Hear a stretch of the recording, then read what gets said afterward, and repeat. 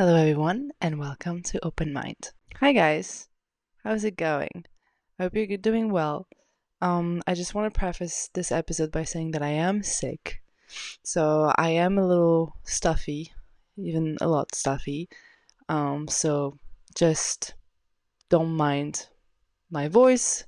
Don't mind the fact that I'm going to be sniffing around. I am sick. So there's that. In today's episode, we're going to touch a topic that is very dear to my heart and that is something that I've always struggled to, but I've never realized that I've always struggled to up until now and up until doing a lot of therapy work within the past year. A couple days ago, I wrote down kind of a journal entry on my notes app in my phone, which is something that I often do actually, because a lot of times things come to mind in the most random places possible. And this time was just me in the subway coming back from being in the city after Halloween. Like, the most random thing. I was not in a bad state of mind at all. I was actually very happy.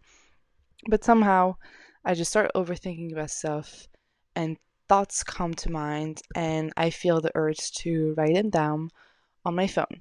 So I am going to read to you this little journal entry that I wrote as a little preface of what we're getting into today. I don't think I'm lovable. Not in an attention-seeking, please tell me you love me kind of way. I am not lovable in a way that is so deep, so ingrained in me, in my body, in my mind, my thoughts. It's almost like it's in my DNA.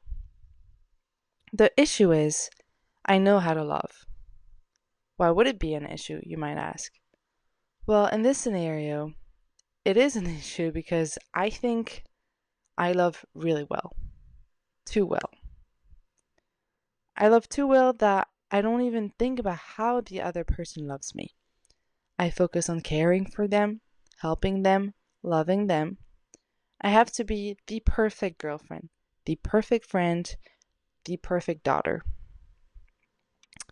But nobody's asking me to.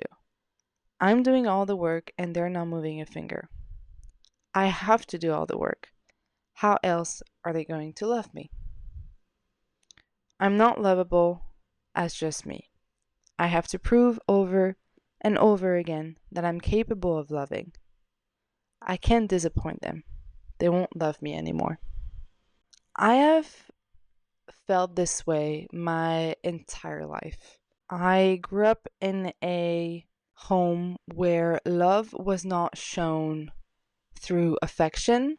It was not shown through marriage, if that makes sense. My parents' relationship and marriage is something that I believe should have never existed. It gave me a very bad example of what a relationship should be, of what a marriage should be, because there was no love, period. Or there was love, but it was shown in the most uncommon, not affectionate ways possible.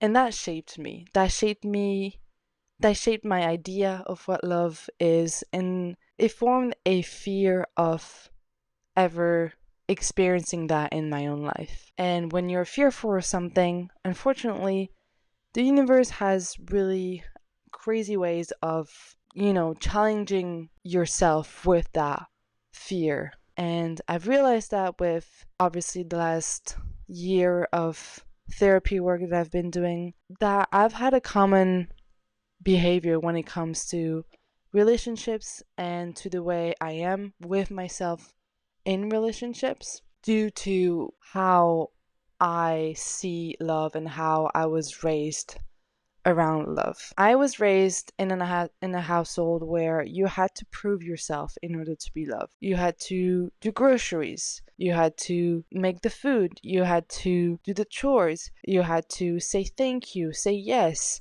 say no. You had to be quiet. And that's how you were going to be maybe respectable. That's how you're going to be maybe cared for because you did what you were told to do. I also was raised by two people that were very successful in sports. especially my dad. My dad used to be a professional horse rider, and he was extremely good and extremely talented and extremely successful in his career. My mother was also a very good athlete, a very good tennis player. And I grew up having to do a sport and having to bring results and having to be the best that I can be in that sport in order for my parents to be maybe proud of me, in order to prove my worth as a person, in order to prove my worth as a daughter, in order to prove that I'm lovable. I wasn't taught that love was a given. I was taught that you had to earn it. I never was good enough. I never became pro. I never wanted to. Obviously, I didn't figure that out until later because my whole life I thought I was doing something for me, but I was just doing it for them. And it took me getting away from, physically getting away from my house, me moving to a whole new country, to a whole new culture, a whole new continent, and a whole new language to realize what I actually wanted to do for myself and what I really was passionate about. Was I still passionate about that sport, about tennis? Yes. But did I realize that my worth is not related to how good I am in tennis and whether I win this match or not? Yes. Is it hard? Do I still have to remind myself every day that my worth is not caused or affected by the fact that I am a good tennis player or not? Yes. Every day of my life, I have to remind myself that no matter how good or how bad of a tennis player I am, or how good or how bad of a daughter I am still worth it. I am still valuable. I still have value as a human being because love and respect and value and worth and esteem of yourself is a given as soon as you are born into this world. The love that I was raised around had to be performative. I had to do something in order to earn, in order to get rewarded with love, if that makes sense. So if I didn't do anything, then that meant I am not going to be loved, that meant that I'm not a good person because I don't care about others. I don't care about my family because I'm not putting them first, I'm putting myself first. So obviously growing up, going through teenage years, meeting boys, getting into relationships, becoming friends, creating best friends, it's all affected me very much. And this idea that I had to perform in order to be loved was just the only way I thought I had to live. You know, it was the only way that I could get a boyfriend, that I could have a best friend, that I could be a good student, that I just could be a good person in the world and with other people. So that led me to having not great relationships, especially with guys, because obviously your childhood trauma and the way you are with your parents, the mommy issues and the daddy issues and all blah blah blah, that affects you in the most vulnerable states, which usually are when, a romantic relationship is formed. It's a very vulnerable state of being, and that's what brings out a little bit of everything that is all hidden deep down in our soul. I got into this relationship with this boy senior year of high school, basically. He was my first love. He was my first time. He was kind of my first everything, first big relationship. And I completely let go of myself and completely forgot about myself for this man. Did he ask me to do that? Not really. Did I choose to take that responsibility of his happiness, of the overall happiness of the relationship onto myself? Yes. Because I couldn't fathom being the root of his disappointment. I couldn't fathom being the one disappointing him, the one disappointing the relationship, the one putting an end to the relationship, the one failing the relationship or failing him. I'd rather failed myself and ruin myself and ruin my self-esteem and my self-worth rather than ruined his image of me. Even though I was going through one of the most depressed times of my life, I put him first and I took care of him first. That's what I thought was the right thing to do, because at this time I thought that the only way I was able to keep on, keep moving, keep going in this life is because I had this person in my life and because of this relationship. I constantly repeated to everybody that like I couldn't live without him, and I couldn't live, like this relationship meant so much to me that like I just had to, like, yeah, I couldn't live without him. That like if we ever break up, I'm gonna be like I'm gonna be dying like of how heartbroken I'll get. Like, you know what I mean? It's like I was completely dependent emotionally, physically, every inch of my body was dependent to this man and to this relationship, because I had no idea how to depend on myself, so I had to depend on someone else, because that's the only way I was able to see some kind of worth in me was through him. That if he loves me, if he stays with me, then I'm worth it. Then I'm good enough. Then I have value. But if he's gone, I have no more value in me. If I don't have this relationship, there's no more value to me. So I have to keep it. And how can I do that? I have to do everything in order to keep him. I have to fix him. I have to help him. I have to be there for him. I have to be the one helping him go through whatever he's going through, because mind you, I was very depressed at this time, but he was also super depressed as well. So that was a fucking great relationship. Obviously. And the thing is that obviously I do believe that there was a lot of love from him and from me. We just were completely emotionally unavailable to ourselves, to each other. It was obviously bound to be completely fucked up, and it was bound to not work out. But I tried really hard, because like I said, at this time I thought that this was just my everything, my only will to live was the relationship and this boy. Okay, I'm taking off my glasses because I feel like you can't see my eyes, and that's a little annoying. Anyways, so I was very much in the overgiving, overcaring, overdoing everything, and it was mentally, emotionally, physically exhausting, because was I getting anything in return? No. I was in a state of mind where I was guilty if I would ever maybe put myself first, maybe one day. And to be fair, I've never really put myself first in any position, in any situation during that relationship. But I do have one memory I remember, like towards kind of the end of the relationship, where a couple months prior the actual breakup, we had like some fights, and I started realizing that this relationship was really affecting me in the worst way possible, and I had to get out of there. But it was so hard for me to break up, because I didn't want to. I didn't want to break up, but I knew that I had to for my own mental health, and in order for me to maybe fucking grow and maybe start loving myself, I had to break up with him. I had to get out of this relationship.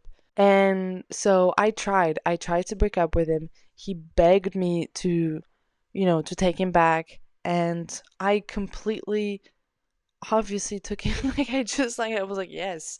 I tried to like make him work for him, but like make him work for it, but not really, to be honest. Like obviously I was gonna take him back. That's all I wanted, was for him to beg me to stay and to beg me to keep him in the relationship, because I was like, oh my god, he loves me. He needs me. Like he needs me. And that's the thing, is that I needed to feel needed.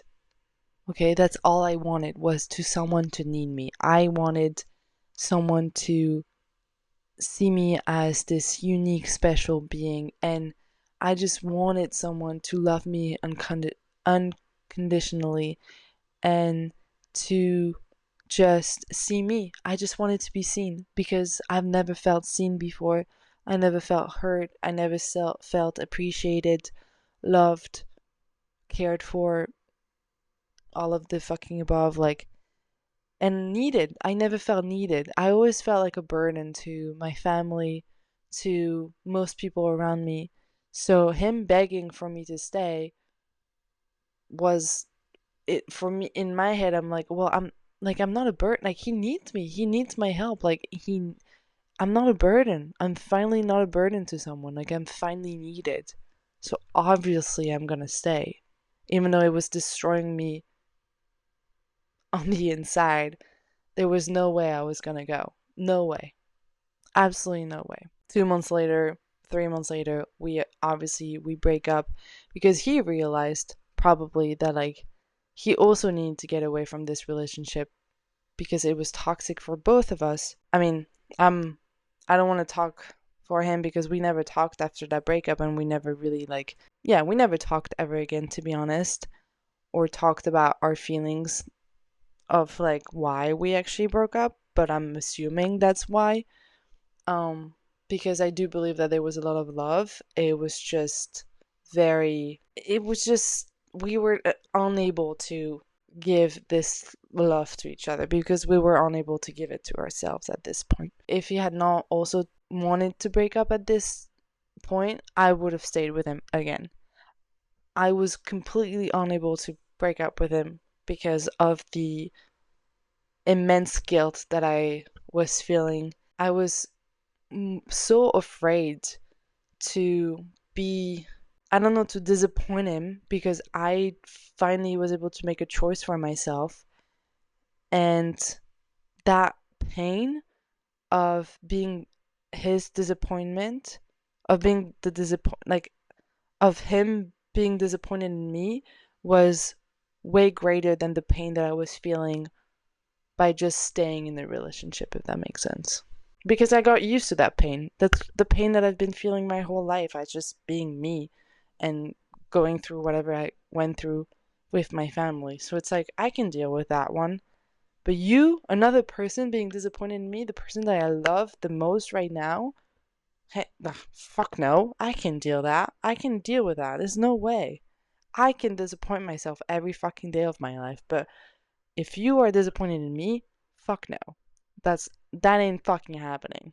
And the thing is, when you're this way, when you think you're not lovable, when you see and equal being loved as being needed, then you make yourself extremely available to people because you can't disappoint them, right? So it's like, I have to be there for you no matter what, at any point, whether it's hurting me or not, whether it's putting me in a weird or painful situation, it doesn't matter. As long as you are good and as long as, like, I'm helping you in this process, then it's okay.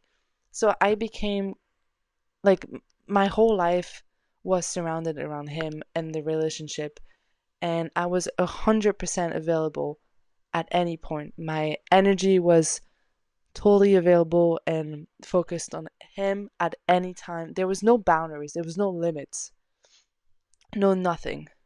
And I remember one day I tried to put a limit, and I remember that day, it was after, like, when I tried to break up with him, so a little bit before the actual breakup, and it was one day I wanted to spend the day with just my best friend, and he got mad for it.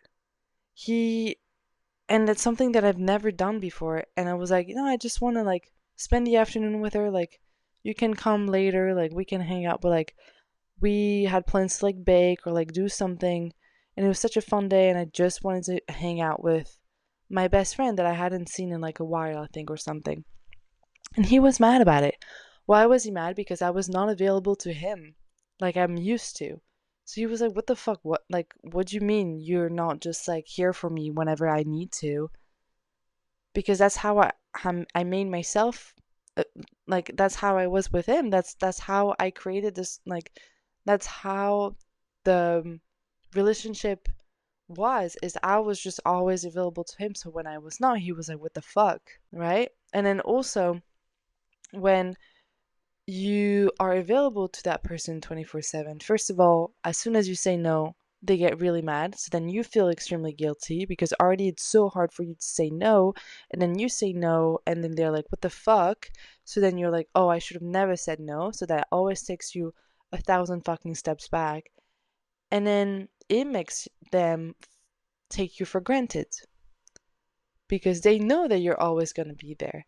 And that's what would happen is that, like, he would always, when he wanted to prioritize his friends, prioritize spending time alone if he needed to, a lot of times when he was going through a lot of shit, and I was really, really, really trying to be there for him because I wanted to be that person for him. And then he, like, it's like time that like we can finally like hang out and like spend time together, and it's like, oh, I'm gonna go hang out with my friend tonight because that's what I want to do. And it would break me. It would absolutely shattered me into pieces because it's like you don't want to spend time with me, but I'm the one that's putting all the effort. I'm the one helping you. I'm the one checking on you every day. I'm the one making sure that like you're not gonna fucking kill yourself tomorrow, and then you're gonna go and just hang out with your friend. So I don't fucking matter. I don't fucking matter to you. Because you matter so much to me, but I don't fucking matter to you. And it would break me. It would fucking break me. But he couldn't understand that because even the next day I was still available to him, and I would never like I would try and let him know how I felt, but he couldn't understand, and it was just a whole vicious cycle. And he knew that at the end of the day I was going to be there for him. He knew that I was not actually going to go anywhere. So what's the point, you know? I'm going to go and hang out with my friend as long as I can because I know you're going to when I come back, I know you're going to be right there waiting for me and you're going to be right there helping me with all my shit. So obviously, I'm going to do what the fuck I want to do, and I'm taking you for granted because you're always there. You're always there. What you need to understand is that I'm going to say something and I really want you to sit with it and to reflect on it. The more available you are, the less valuable you become. Did you get that? Get a pen, get your fucking journal, get your phone, I don't give a shit. Write that shit down. The more available you are, the less valuable you become. What the fuck does that mean? When you're available to someone 24/7, they have no sense of your value anymore because you're always there. You're always here in the corner, waiting to be needed, waiting to be called for, waiting to be appreciated, waiting to be loved. You're always there. People don't realize the value of something when they can have access to it 24/7. Think about it like a Birkin bag, right? The Hermes Birkin bag, we all know. Why is it so valuable? Because it's so rare. Because it's not accessible. It's only a few amount of people in this world that can actually afford this bag. It is so elite. It is so out of reach for so many people. It is so special. It's so rare. There's only a couple of those bags in the whole entire world. They only make a few. You have to wait years in order to maybe be on the list, so like maybe buy the bag. If you even have the money, because it's like 50 grand for a bag. Who the fuck has 50 grand to spend on a bag, first of all? And when you do have 50 grand to spend on a bag, you have to wait 2 fucking years to be on the waiting list to get the Birkin bag. And then once you're on the waiting list, then you can maybe, get the bag, but it's not even probably the bag that you even want, because they only have a few selected ones, so it's maybe not the color that you like, or maybe not the shape that you like, but it's so rare, it's so valuable, the value is so high, the worth of this bag is through the fucking roof, that you would do anything to have it. Okay, you would do anything. And those people that can afford this bag are rich. They usually don't, they're not the type of people to be waiting around for stuff. They're like very impatient people. They're like, when they want something, they're gonna get it right the fuck now. And you better get it for me in 2 seconds, or I'm gonna fire, or I'm gonna find someone that can get it for me faster. Right? So it's like that they're willing to wait, and they're willing to sacrifice time and sacrifice the model, sacrifice the way this bag is just to get the bag, just proves you how valuable this bag is, right? You are the Birkin. You are a Birkin bag. Okay? You are special. You are unique. People would die to have you in their life. You're not something that is accessible to the average person. You're not something that's accessible to the average person. You have a high value because you have limits, you have boundaries. Boundaries, limits create value. Inaccessibility creates value. Don't be accessible, okay?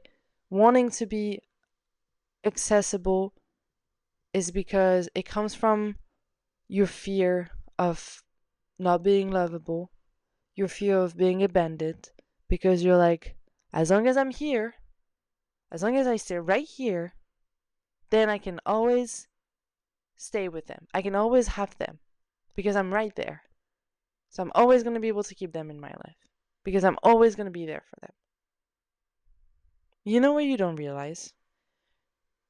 You know the thing of like saying you never realize how much something means to you until it's gone? Well, it's the same thing with you, bitch. People don't realize how much you mean to them until you're gone.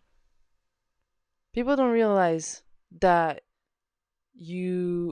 they miss you until you're gone. How can they miss you? How can they realize how much meaning you have to them, to their life, how much you bring to them if you're always there? You have to leave. You have to disappear. You have to put the boundaries. You have to say no.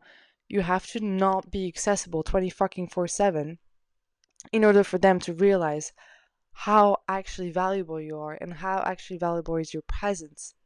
It's not something that's accessible to everyone. It's not something that you give away to everyone. You don't want something that everyone has. No, you want the Birkin bag that not everyone has, that only a few people in the world can afford. You want the high valuable Birkin bag. You don't want the Zara fucking cheap ass bag that every fucking bitch can get. And that's the thing, that's the same with you, and that's the same with people. People want special people in their life. They don't want the average person that like goes around everybody and that everybody can have and everybody's friends with. Like that has no value. No value to them. You also have to understand that you have to start changing the patterns, change the behavior, not from a place of resentment or of because out of spite, because that's the thing with when you are someone that tend to overlove, overcare, overdo everything, compensate, for that void that you have in your heart of like never feeling loved, and appreciated and cared for, is that you start doing everything for everybody. You start, putting so much effort into people's lives and people's well-being, and then you realize that nobody's doing the same for you. So then you're like, you become very resentful, and it's something that can turn in a very toxic, negative way, because you're like, well, fuck you. I'm doing all of this for you and you're not doing shit for me. Like, what the fuck is up with that? Like, you don't care about me. You don't love me. And it's like, blah, blah, blah, blah. But that's not the point. Point is, you're as responsible for your own well-being, and you're actually more responsible. You're more responsible for your well-being than others. You have been trying to make other people the one in control of the way they see you and your worth and your self-esteem, but the thing is that you're the one that's in control of that. And giving away that control to other people is your first mistake. Because obviously you cannot control what other people do and how other people act and think and blah blah blah. So you have to realize that you have to take accountability for your own actions. And you have to realize that you have to change the behavior. You have to change the patterns. Because you respect yourself. Not because you're resentful. Not because you think you're the victim and everybody hates you and you're always going to have a miserable life and you're never going to be able to find a good boyfriend or whatever you may think. No, you're doing it because you are the price. You're not the victim, you're the price. You're not the victim in this situation, you're the price. And you have to accept that you've been seeing yourself like the victim. That's the hard part, because a lot of times, because of our fucking egos, we don't want to put the blame on ourselves. It's easy to blame others. It's so easy. Keep blaming others. Nothing's gonna change. If nothing changes, nothing changes. Change. The root of the problem is that you're blaming other people and you're putting your happiness in the hands of other people. And you're putting your worth in the hands of other people. It's in your own fucking hand.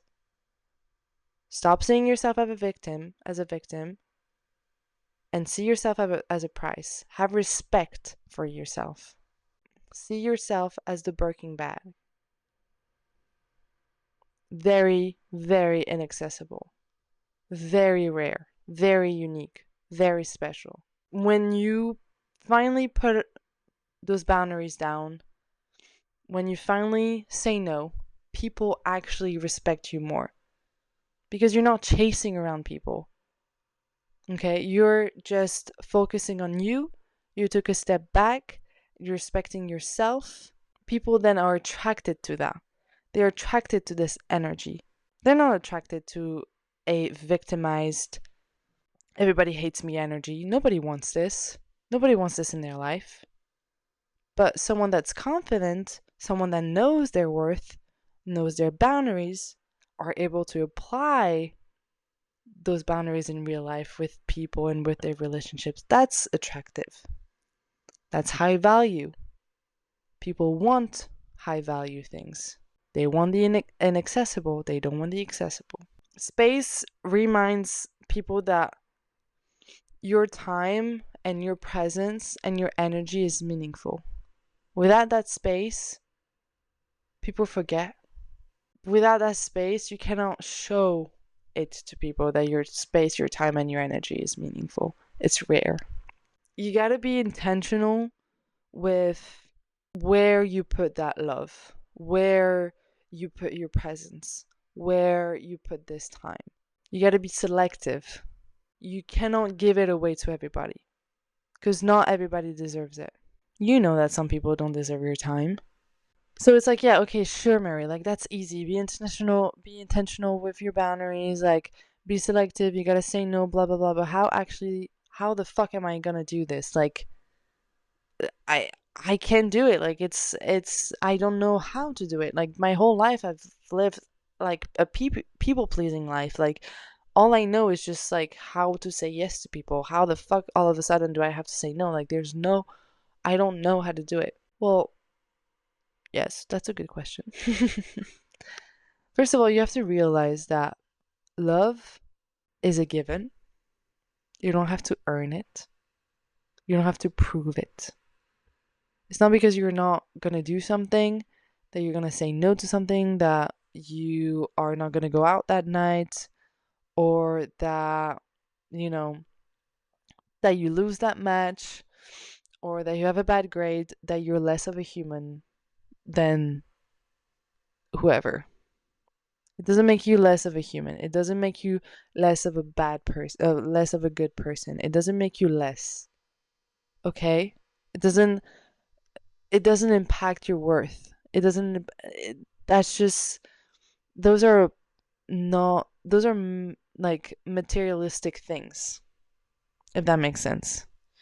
They don't actually define you and define your worth. What defines you is how you treat people. Because you can say no, but you can still treat people with kindness and respect. Saying no doesn't make you a bitch. You're a bitch if you act like a bitch. You're a bitch if you talk shit about people that there's no room to talk shit about. There's a bitch if you spread rumors. You're a bitch if you spread lies, if you lie to people. Yeah, you're a fucking bitch for that one. You're a bitch if you're resentful. You're a bitch if you cheat on people. I don't know. Like, your actions are the ones that define you as a good or a bad person. If you are someone that's respectful, someone that's kind, which I think you are, because overcompensating and overcaring and trying to do so much for other people comes from, that means you're a good person deep down. If not, you wouldn't be caring about other people. You care so much. You care too much, but you care. That's a good thing. And that's something that you need to be proud of, while still being able to put those boundaries down. I can still care for people. I can still help people. I can still do that without costing my own well-being and my own mental health. That's the balance you need to find. And how can you know that? When you're put in a situation, whatever that may be, ask yourself, am I respecting my boundary right now? Do I want to do this? Is this what I want to do? Is this what I need in order to stay good mentally? Is this beneficial to me? Or is this actually taking away from my energy and actually being pretty toxic? Those are the questions you need to ask yourself. And if there's one slight little doubt of like, I don't know if I like should do this, or like, I'm talking to this guy, but like, I don't know, like, he's not really like doing it for me. Like, he's great, and like, there's a bunch of things that he does that are great, but like, there's also a bunch of little things that he's doing that I don't love, and that's not what I want. There's your answer. You don't want it. And that's okay. That doesn't mean that you're not lovable. That means that you have respect for yourself. And he will respect you for it more, and other people will respect you for that more.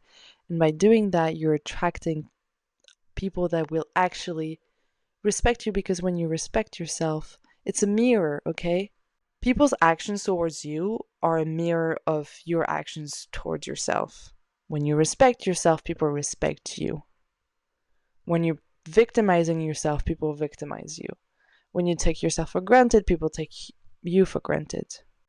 When you put boundaries for yourself, people are going to put boundaries too. You'll got to accept that one too. But that's another topic. There's one last thing I want to say, is that you teach people how to treat you by how much you give them without asking for anything back.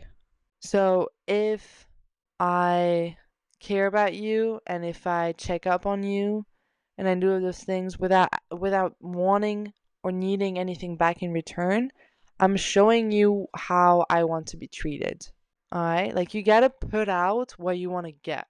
You cannot be expecting people to be a certain way with you if you're not showing them how that is, if that makes sense, what way that is. So if I want my boyfriend to call me pretty often, or to text me kind of often, or to check up on me, or to give me good morning text, or to send me flowers, then I will be doing the same for him.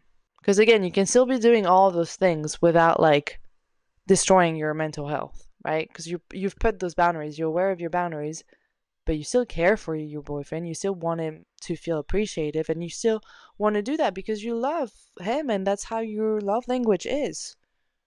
If your love language is like what is it? Gift giving, giving gifts, then give gifts. Like, I don't know what else to tell you. But if you're expecting something from them and you're not communicating that to them and you're not showing them as well through your actions, how the fuck are they gonna know what to do?